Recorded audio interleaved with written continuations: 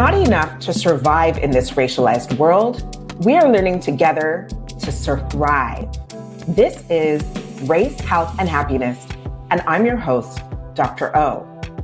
Today, my guest is Debbie Young Anitafrika, a queer, non-binary, African-Jamaican, Torontonian dub poet, monodramatist, and Black feminist decolonial scholar.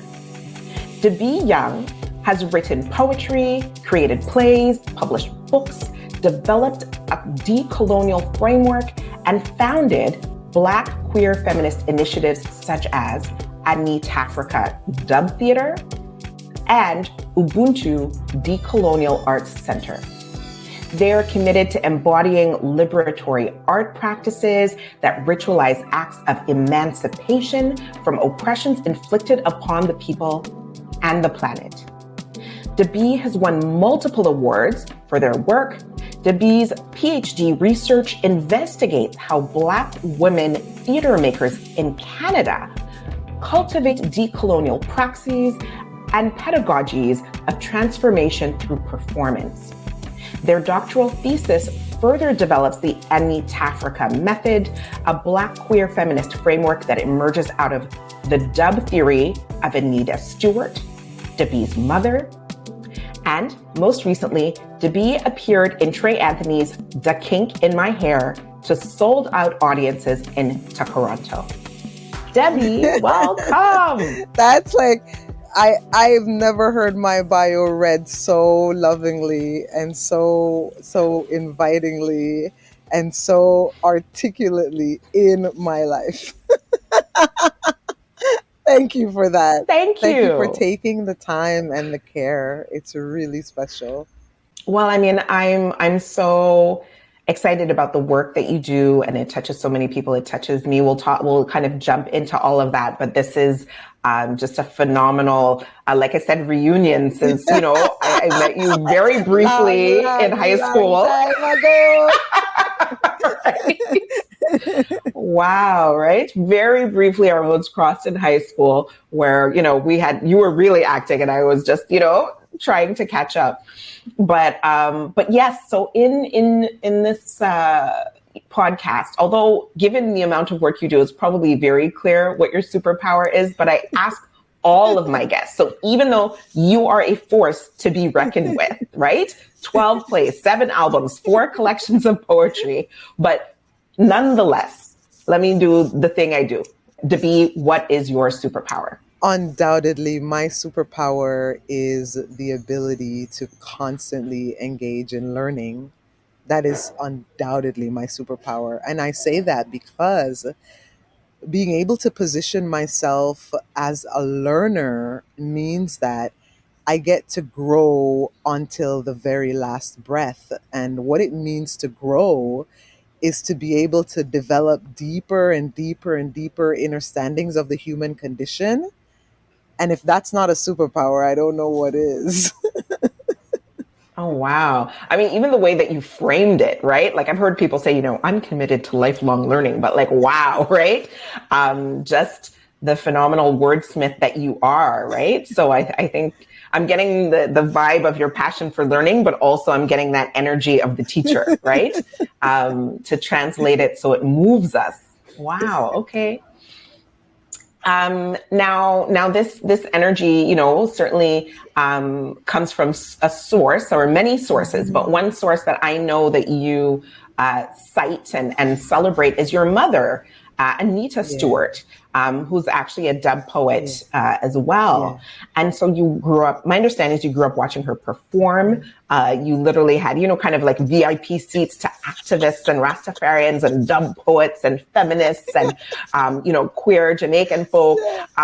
So tell us how this shaped your journey as an artist. Well, as the woman or the person that you are today. Pardon me, because I know that you are non-binary. I want to correct myself and hear me correct myself. You know what, too? So the person that you I'm are. like one of those people who benefits from all the privileges because I use she her pronouns, and I use they them, and I consider myself a woman, and I consider myself non-binary. For me, naming and occupying all those spaces means that I allow myself to be human. And so I know sometimes in the conversation around labeling, it can get really challenging because people feel stifled or erased or unseen. For me, my own Yes. experience is particular because within my Black womanhood is deep rivers and oceans and streams of celebration. Like, I am a Black woman. I am also a Black woman who grew up in Jamaica knowing that woman meant many things. And a part of what woman Mm. means to me is to be able to occupy an androgynous non-binary space, which I've always actually occupied. That space, at first I was bullied for it growing up in Jamaica, bullied for being able to perform my gender in an expansive way. And then as I grew up and understood myself better and made space for myself better, I realized that Mhm. I could claim that androgynous space and claim that non-binary space even while celebrating my Black womanhood, because I emerged from Black women. And so that's deeply a part of my identity. So all of that is to say, Dr. O, there's nothing to apologize for. Oh, wow. Nothing Wow. at all. Um, Nothing at all. appreciate, but you know what I mean? Like, it Yeah, was important because I yeah, realized, and I'm like, yeah. yo, but it's helpful to know, right? It's helpful to Yeah, know. the difference. And my you asked me about my mom.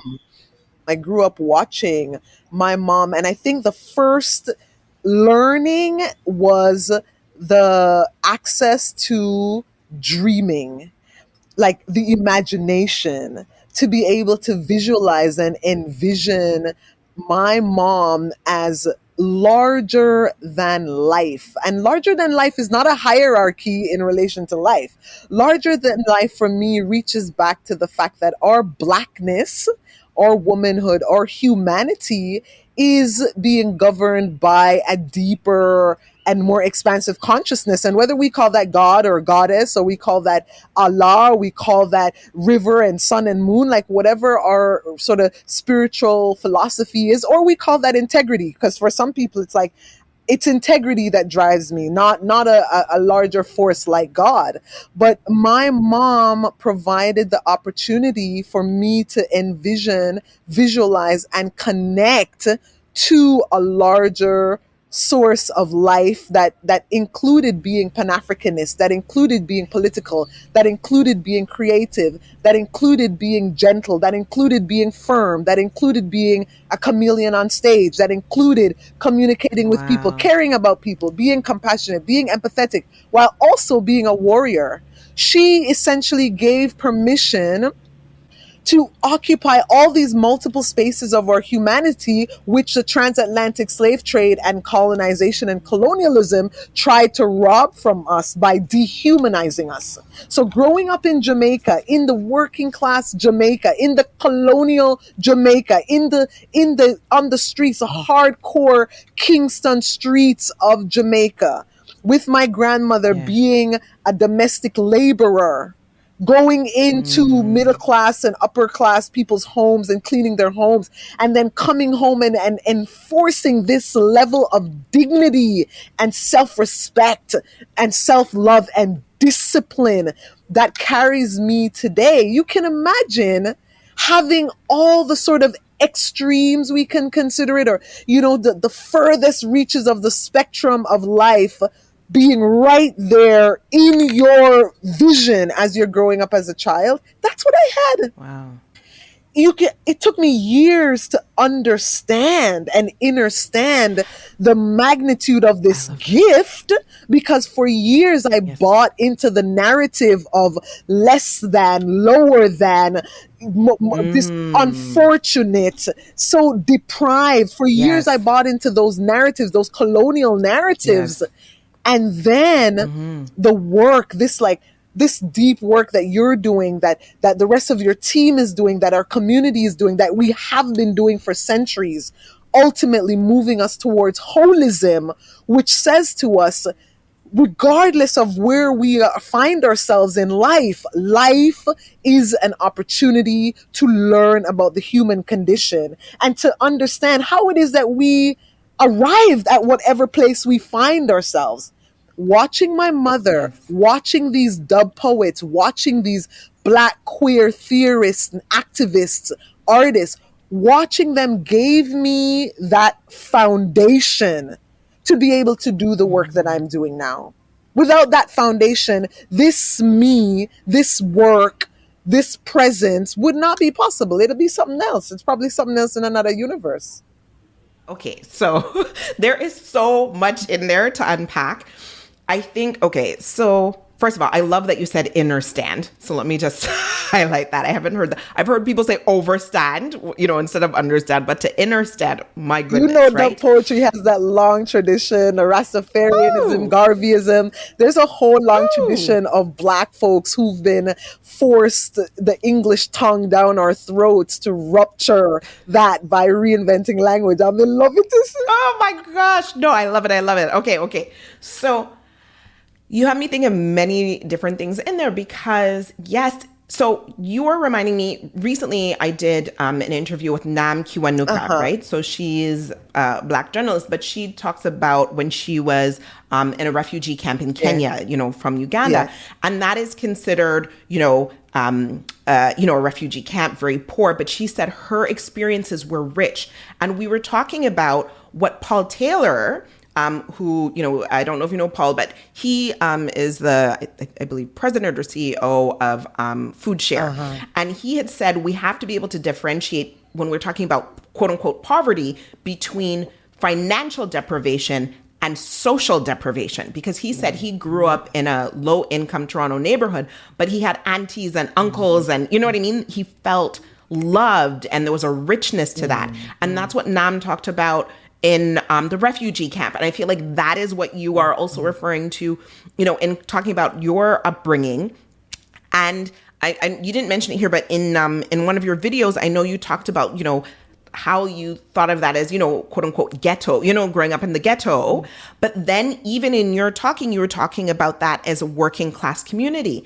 And I thought back to my own life, right? Because as a child, I grew up, the first developmental years were in a low income community in Montreal, but we're diverse and I felt loved and I felt all of that. But I never thought of it as working class. I thought of working class as when we moved on to like a kind of lower income suburb, right? Middle to low income. But when I thought about it, I'm like, wait a minute. Not only is there this issue of that social richness, but everybody, even if people were either working really hard, like regular jobs, or even if they were on social assistance, there was a different hustle. I'm like, wait a minute, right?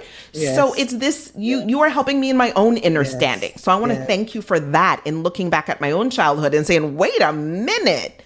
Yes, there were roaches, but people were working hard. That was a working class community. We mirror each other. Absolutely. One of the principles in the method that I'm developing is the principle of orality. And that principle is a third principle. It's connected to the mental body. And the questions it asks is, what stories have you been told? What stories do you retell? What stories do you believe? And what stories do you challenge? And when practitioners and I are working with that particular principle, exactly what you just mentioned, we begin to realize with that criticality, we begin to realize how colonialism is also co-opting the narratives that we're telling ourselves. Yes. So everything is structured in this hierarchy of value. So you grow up working class or you grow up, economically in a different economical position. Classism is one of the most powerful colonial tools. And so you find that even when we are critical thinking and even when we challenge oppression, you find that we too are deeply classist. And we make assumptions and retell these narratives around value and poverty, around value and growing up in economically depraved environments. And what ends up happening is this anti-poor, anti-working class ethos, philosophy, which is deeply colonial, emerges. And so we talk about things like, or not only talk about things, but for example, growing up in the Caribbean, these respectability politics around language, how you spoke indicating the class that you were, and that class indication being completely tied to how you were valued. So I came from Maxfield Avenue. I went to Campion College, which is like Campion College is like on that hierarchy. It's at the top of the triangle. I went there. I got to go there because I was academically intelligent. So I did well at the tests, basically. Yes. There's so many different kinds of intelligence, right? But I did well at the tests. Yes. And so I had access to that school, and I specifically remember the heinous classism that I experienced because I came from Maxfield Avenue, and that my language, the way that I spoke, the first language that I spoke, which is this deep indigenous Jamaican nation language, it signified to my classmates that I was not enough. So you find that classism, we've ingested it, it's inside of our bodies, and then we perpetuate it onto each other. So social customs that come out of working class environments like the dance hall is considered to be lower culture. And even this concept of high culture and low culture.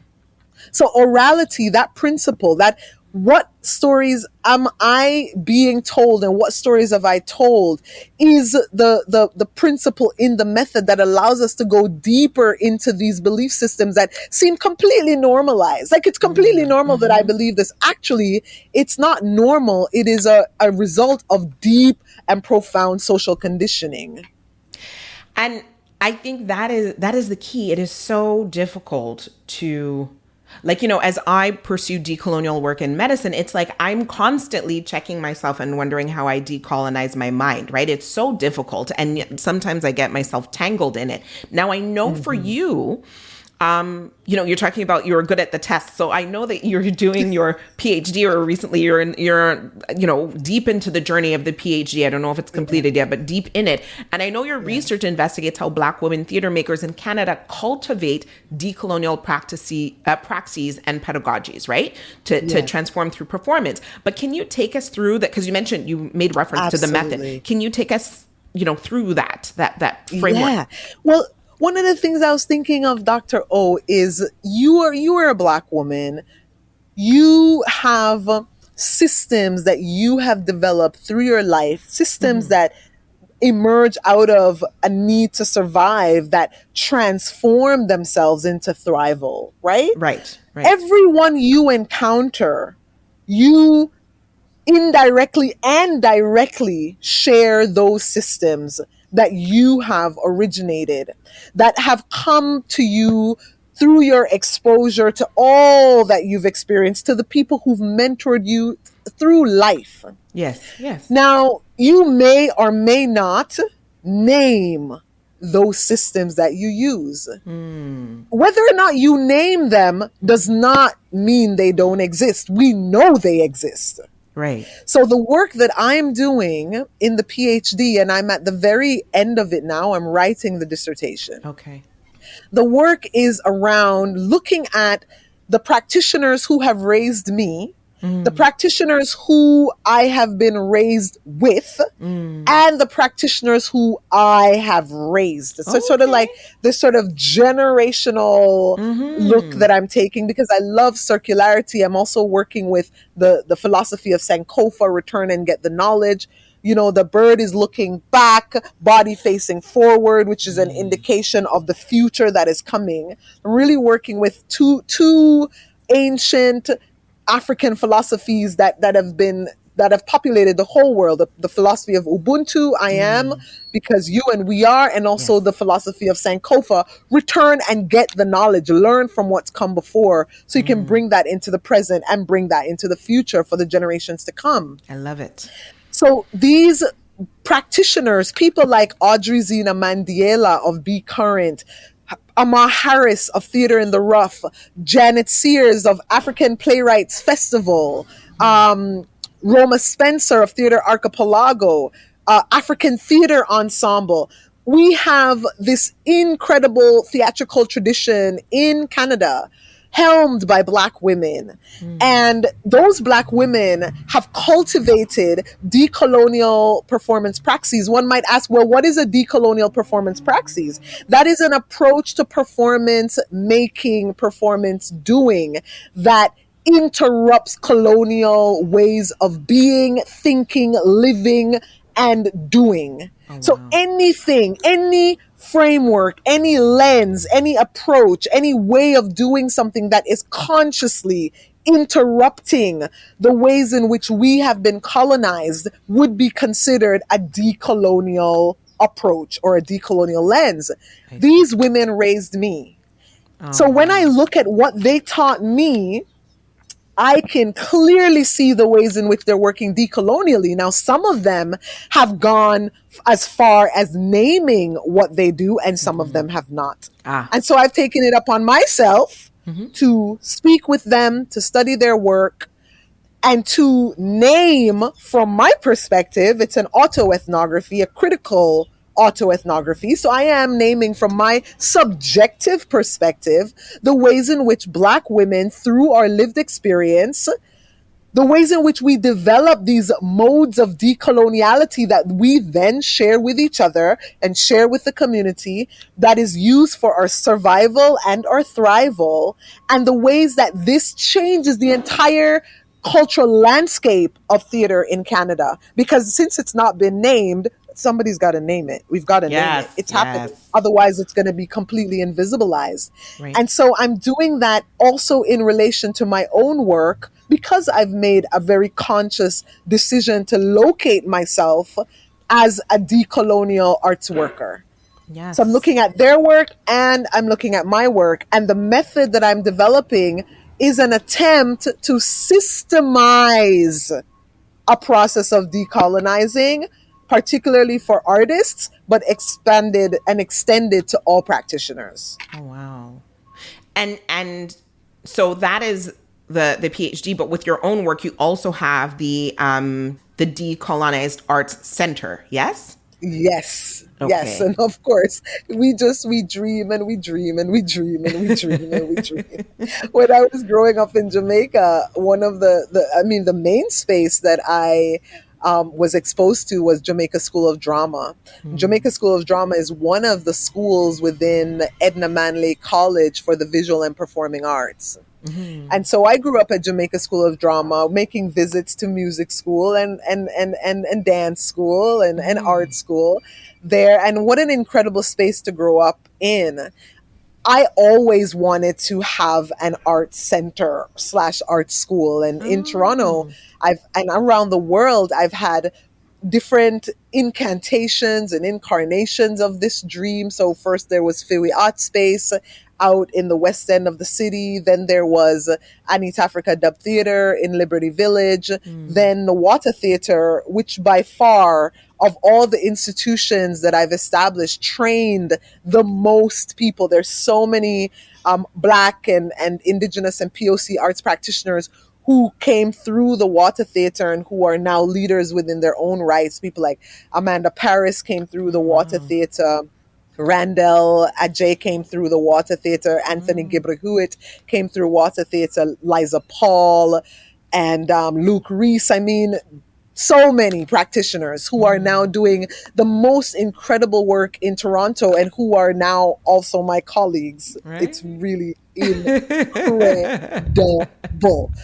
So the Water Theater, and then the most recent institution is Ubuntu Decolonial Arts Center. And these spaces are essentially me creating a hub, very much like the hub I grew up in, Jamaica School of Drama, for artists to come together to work individually and collectively on developing decolonial ways of making art so that we don't perpetuate harm onto people through our art. So this latest center is located in Costa Rica because I really wanted to experiment with being in an environment, one that was in the global south, like working from the global south. And I wanted to be in a country that was making very intentional choices around the environment. How the biodiversity, how we interact with the environment, considering where we are with climate change, environmentally, globally, and all the issues that we're dealing with right now, but even our own survival as a species because of the choices that powerful people continue to make to gain more power. Well, it's put the earth in a bit of a moment, right? Where like it's more That's an than a understatement, moment. but yes. Right? And so I Yeah. wanted to be in a place that where artists could come and be with the land and also know that the surrounding environment was working towards social change Right. environmentally, so that our work towards social change is holistic. It is political, it is environmental, it is creative, it is emotional, it is spiritual, so that we're looking at a model, this sort of Black indigenous and global indigenous model of the whole self. Oh my And goodness. so this is what we're working on here. Oh Yeah. my god. So I love that you're mentioning this. I'm just coming back from a retreat makes it sound really fancy, but it was a 3-day time away, led by my Indigenous colleague at Dalalana School of Public Health. Shout out for Angela Mashford Pringle. But we did land-based learning, right? But from a Turtle Island Indigenous perspective. So it helps Yes. me kind Yes. of ground what that must be like. So, but I wonder for those who haven't had an opportunity to do land-based learning in the North or in the South, can you walk us through when an artist comes there, they make this decision to do the residency? Can you give us a sense of the process that you put them through to kind of, I guess, cleanse themselves from that colonial, you know what I mean? Even if they have good intentions, it's so deep in all of us, right? So It's what is so the deep. process? The before they even get here, there is a whole orientation practice with them to prepare their bodies and their minds for a different environment. So the preparation starts months before they get here, and that includes sessions, online sessions with me, and then redeveloping their criticality, and then also doing self-reflexive work. So work that allows a practitioner to go inward, to really look at where they're located right now in their mind, body, spirit. Then once they get to the land, we have a schedule where we rise before the sunrise and we culminate before the sun sets. So rising before the sunrise allows us to be awake when the sun comes out. Yeah. There is where the land is, we're on the mountaintop, and right at the back of the property is an entrance into the mountain. Wow. Beautiful mountain that is not populated, so it's actually just jungle with a beautiful pathway that the artist can walk, but that allows for the practitioner to go into that space, guided of course, so that they're safe, to go into that space and really have some time with nature. And then at the foot of the hill is the water. So literally, we've got the ocean and the Wow. mountain, and the property is in the middle. So then we also go to the water and allow the practitioner to have time there to refamiliarize themselves with that powerful source. And then in the middle is the work with the Anitafrika method. So the Anitafrika method is quite a meticulous system that is founded on 9 principles. The principles are self-knowledge, power, orality, language, rhythm, urgency, sacredness, integrity, and experience. And those principles are supported by 9 bodies. And just like the principles, the bodies move through 9 lenses that one can look through at the self. So one can look through the lens of the energy body, the lens of the spiritual body, the mental body, the community body, the emotional body, the exchange body. You can think exchange like give and receive, like you can think economics, You can think what we give in order to survive and thrive on the planet, what we receive. Of course, Okay. that body directly challenges capitalism and colonial ways of exchange. Mm-hmm. Then there is also the creative body, the physiological body, and the earth body.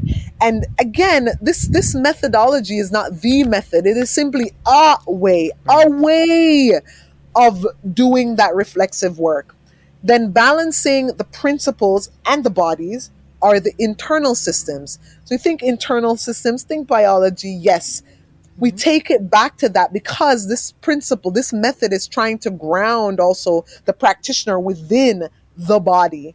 Because when you think of capitalism, colonization, what was done to black bodies as a way of building wealth on the planet.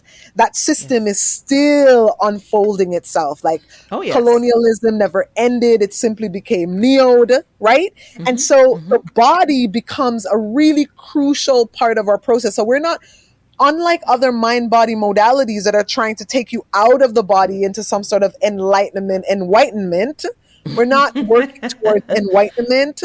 Right. We are working towards moving into the body and really moving downward, so that we're filling out our body the deeper we go into the method, so that we're challenging the shame around the blackness shame that we've been taught, the sexual shame that we've been taught, like all the shame and derogatory negative energies that colonization has nurtured throughout the years, even in our language, when we talk about dark and black and all the associations with dark and black, like we're really trying to reorganize the entire system. So we deal with the internal system. So circulatory, think biology, yeah, circulatory, integumentary, I'm with you. musculoskeletal, all of that Yes. All are right. are paired with the principles and the body, so that the practitioner is not only working philosophically, not only working politically, not only working socially, but also working physiologically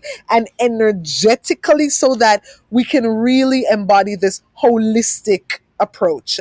And then there are questions that the practitioner asks, exercises that they do, and that all happens during the course of the residency. It is intensive, but it definitely allows the practitioner to leave with a sense of having taken a deep dive within themselves and then within the world by the time they leave the residency. Pause. Normally, my pauses are for explaining something to you using an anti-oppression lens or a scholarly reference. But Debbie, she is doing all that work for me. So I'm only pausing this one time to make sure you are picking up on the joy in this conversation. Oftentimes, when we begin to recognize structural oppression, racism, and colonization around us, it can actually be very depressing and overwhelming at the beginning.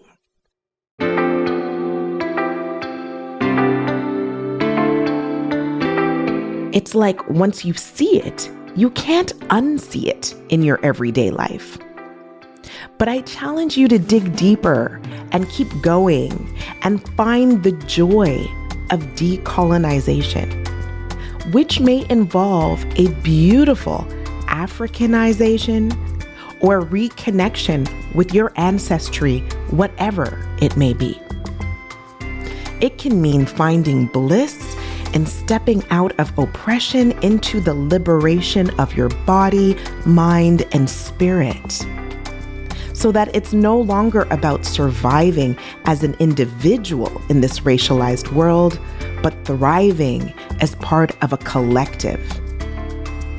There is so much healing when we tap into that which is authentic and true, in loving and validating the essence of you. So please keep listening, and may the ancestors be with us. This is a pause sent with love from Dr. O.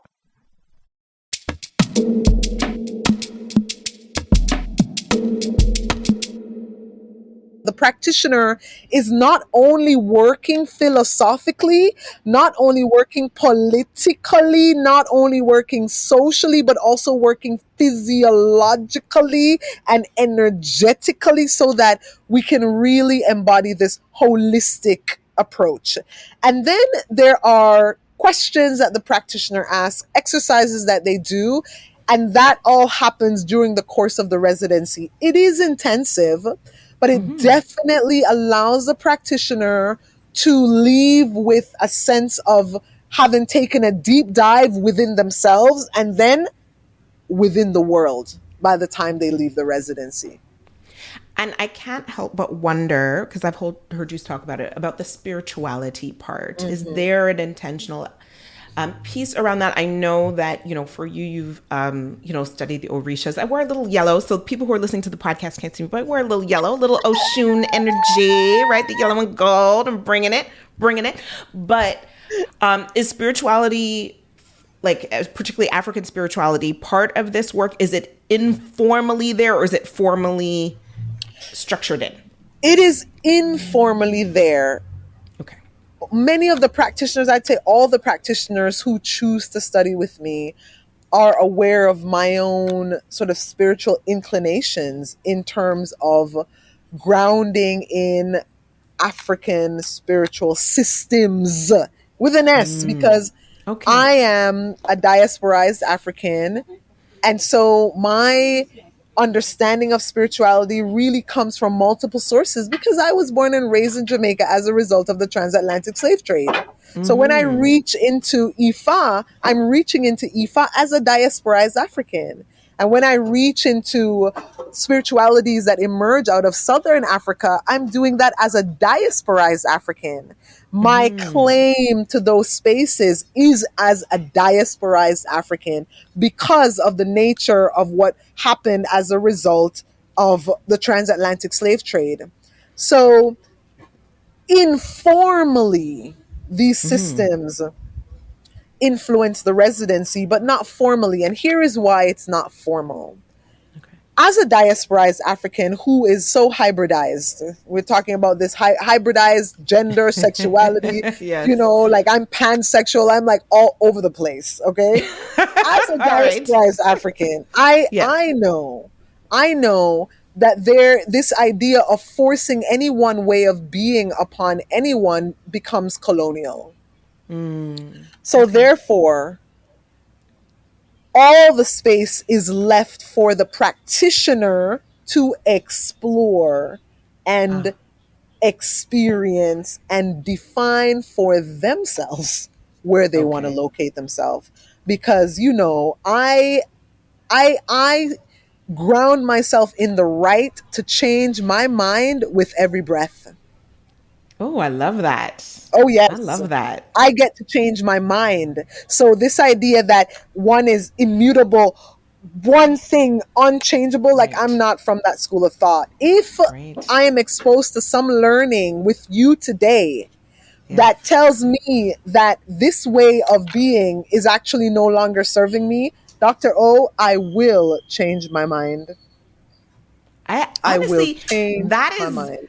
That is throwing me in all different directions from the way that we all kind of grow up and how much, I'm wondering how much of this is colonial versus, some things that we kind of label as colonial sometimes have existed in our communities before. It's so difficult to untangle. But this idea of being in a box certainly is colonial. You have to be in a particular category, which not only is that between people, but for your own self over time, as if you're not supposed to change or change your mind or have a shame about changing views. So I'm celebrating that. I love that. And I think that actually gives an opportunity. So again, so many thoughts storming in my mind, but in this moment, I'm thinking about, again, a previous guest. So Trey Anthony, right? Now, you worked with Trey Anthony in The Kink in My Hair. Yes. Loved your performance. You did it, 20 years ago. And I saw it both times. I saw it 20 years ago, saw it again. But when Trey was here, she was talking about being in alignment and how we're born in alignment, but like society and this culture can take us out of alignment. And then we often have to come back into alignment, but we were born in alignment. But to do that, you have to be willing to change, right? Like what you just said, you can't stick in that particular direction because odds are that particular direction probably has you out of alignment. But I want to know in your path, in your life, because there's so much that you're sharing with us, this wisdom. But was there a time in your life before you understood, overstood, where maybe you felt out of alignment, where people made you feel lesser? Absolutely.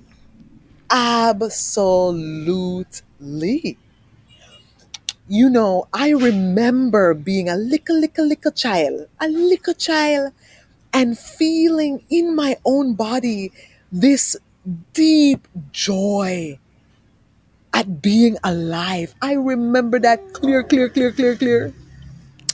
I remember feeling that way and also feeling absolutely disgusting Oh my because gosh. I was taught to feel disgusting. And that disgust was around being working class, being dark skinned, having the shape of the body that I do, which is a strong, defined, black, melanated body with all kinds of curves and all kinds of muscles. Okay, Muscles. I like it. that I didn't work for. I like that, right? Unearned Okay, muscle privilege. Yes. unearned muscle privilege that I was made to feel ashamed of. Yes. Right? And that disgust was around the shape of my nose and my lips. So I knew even then that disgust was from the outside, but it didn't stop me from feeling it. I Yeah. remember the shame I felt having experienced sexual trauma. I remember the shame from then. I remember the shame I felt not being able to mimic a quote unquote Canadian accent.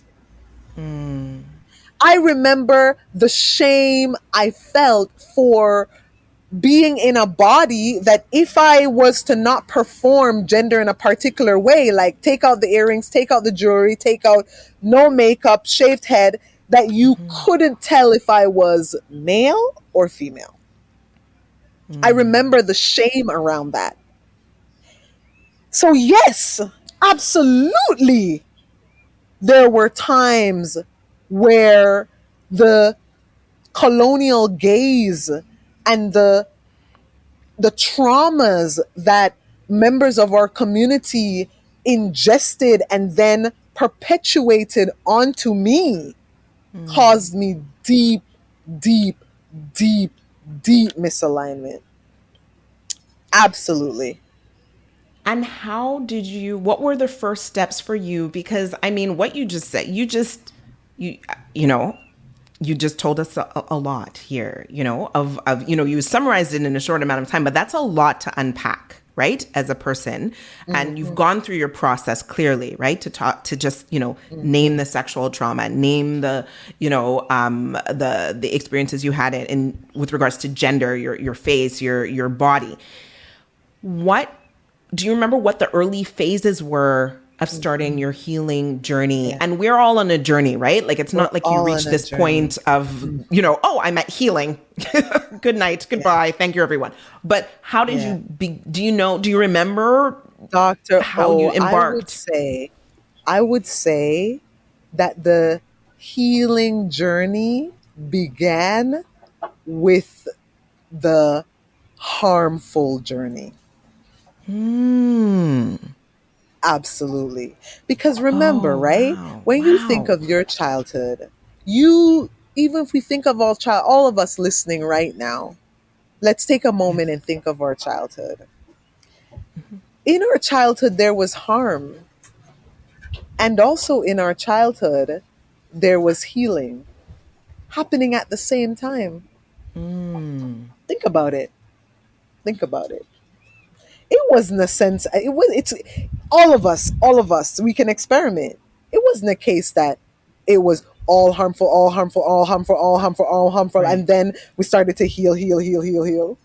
Mm. No, no. Life is dynamic. And our lives mirror the dynamism that exists in the universe.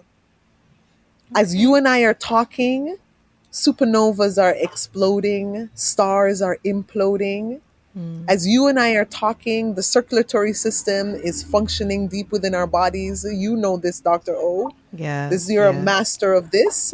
As you and I are talking, neurons are firing. There are all kinds of unconscious systems at work that we don't have to think about consciously, because some would say there's a divine consciousness that is at work in all of us. So I really don't actually subscribe to the narrative around harm and then heal. When I look back, what I see is, while I was experiencing sexual trauma, I was also seeing my mother on stage saying, stand up for your rights. And seeing her do that was impacting the way that I dealt with that sexual trauma. Yes.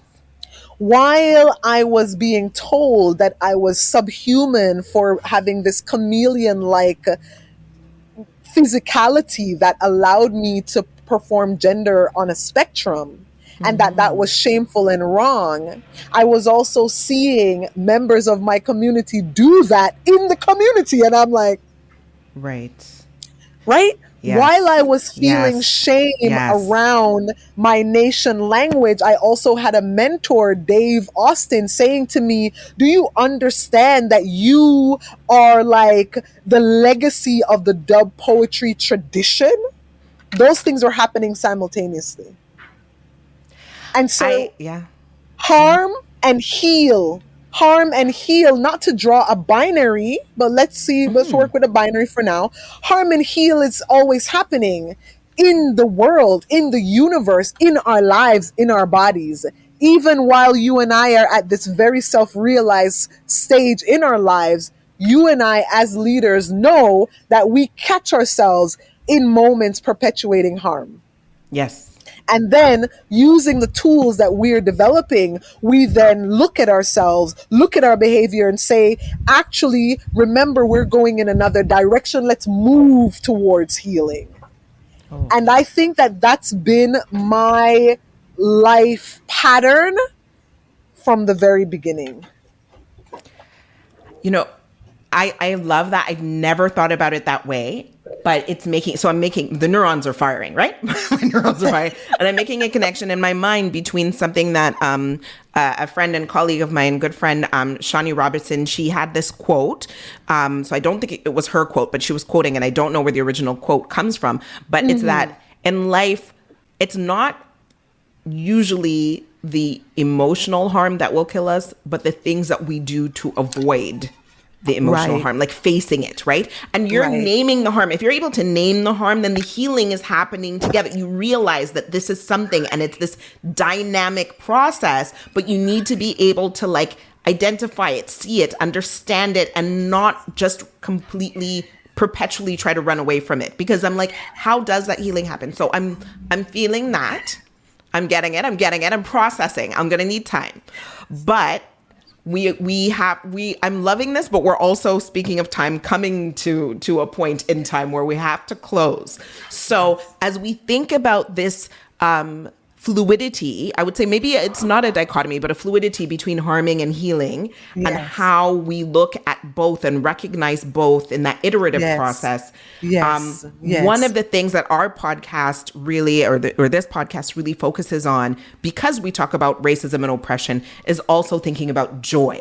So in this harm and healing and dancing in this space, let me turn to you and ask you, Dabi, what brings you joy?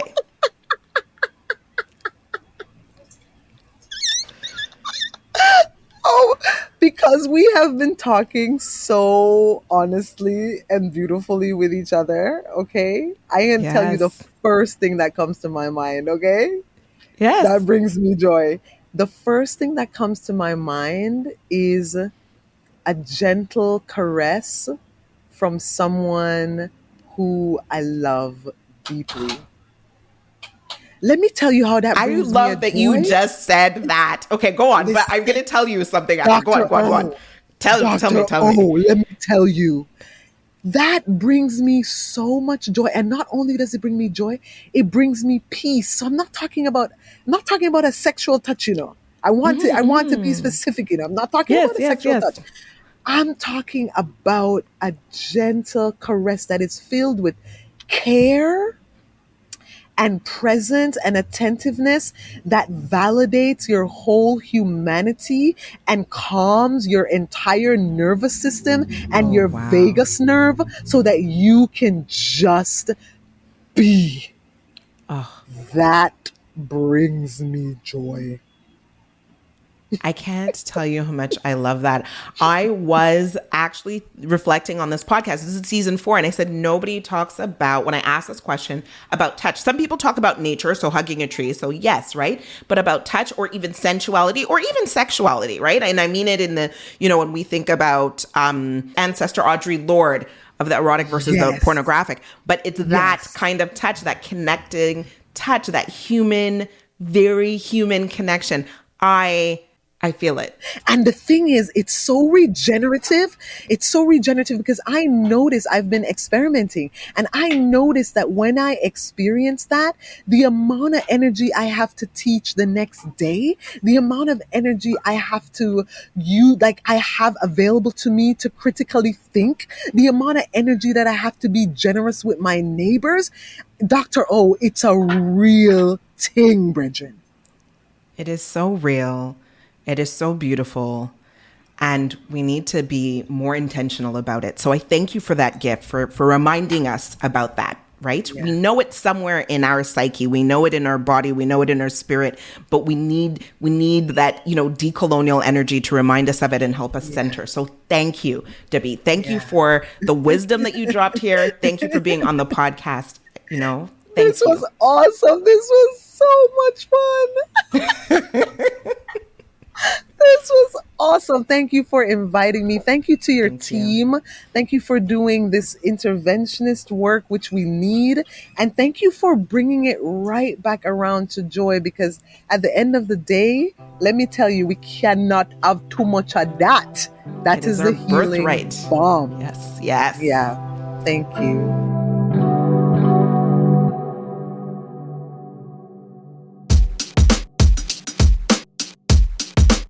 The Race, Health, and Happiness podcast was created by Dr. Onye Norum, and she's our host. I'm Dr. Carl Cabasel, executive producer of the show. Our technical producer is Obadiah George. Our showrunner is Cam, and JL Joseph is associate producer.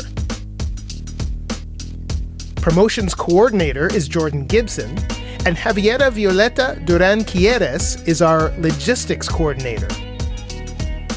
Tamika E. Latibaudiere is our research consultant, and Corinne Bent-Womack is our anti-racism consultant. Our student associate producers are Xavier Oshinowo and Afia McIntosh. Veronica Ng is our graphic design consultant, and the RHH theme song is composed and performed by Gold Keys. Special thanks to Awit Siam and Darrell Carpentier for their voiceover work.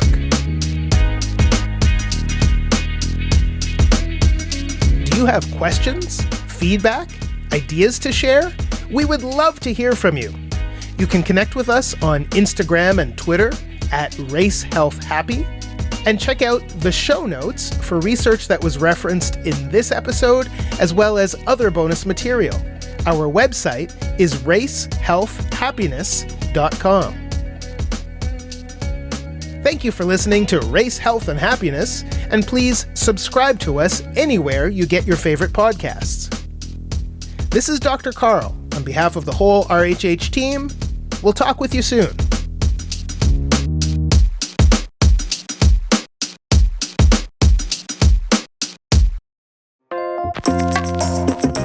The Race, Health and Happiness podcast is brought to you with help from Toronto Metropolitan University and with support from subscribers and listeners like you. overcome the obstacles of racism while staying happy and healthy. Donate today at patreon.com/RaceHealth&Happy. We are learning together to thrive. Thank you for your support.